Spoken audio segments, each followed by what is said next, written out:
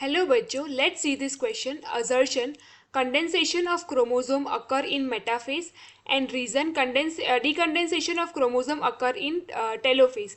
Option A, both assertion and reason are true and reason is correct explanation of assertion.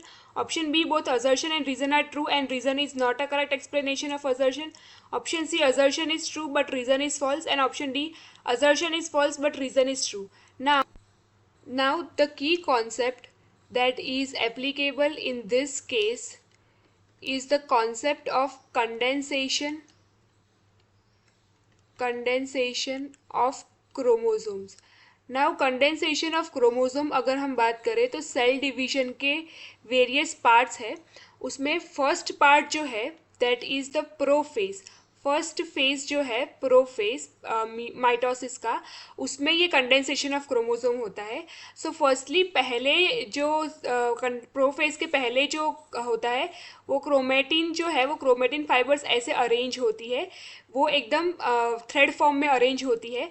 But during the prophase यहाँ पे chromosome का जो exact structure है उसमें वो chromosome जो क्रोमेटिन थ्रेड्स है वो कंडेंस होती है और उसका ऐसा जो स्ट्रक्चर है क्रोमोसोम का वो विजिबल होता है. So this is the phase where the condensation of chromosome happens. Then prophase के बाद ये जो क्रोमोसोम है वेरियस स्टेजेस होते हैं, जैसे कि मेटाफेज, देन एनाफेज. उसमें से सेल डिवीजन का जो स्टेप्स होते हैं वो कैरिड आउट होते हैं.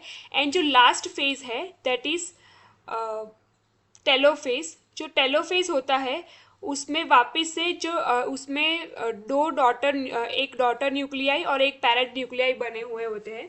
तो यहाँ पे वापस से जो कंडेंस क्रोमोसोम है वो डीकंडेंस होके वापस से क्रोमेटिन थ्रेड फॉर्म में ऐसे थ्रेड फॉर्म में आ जाते हैं for which shows that the daughter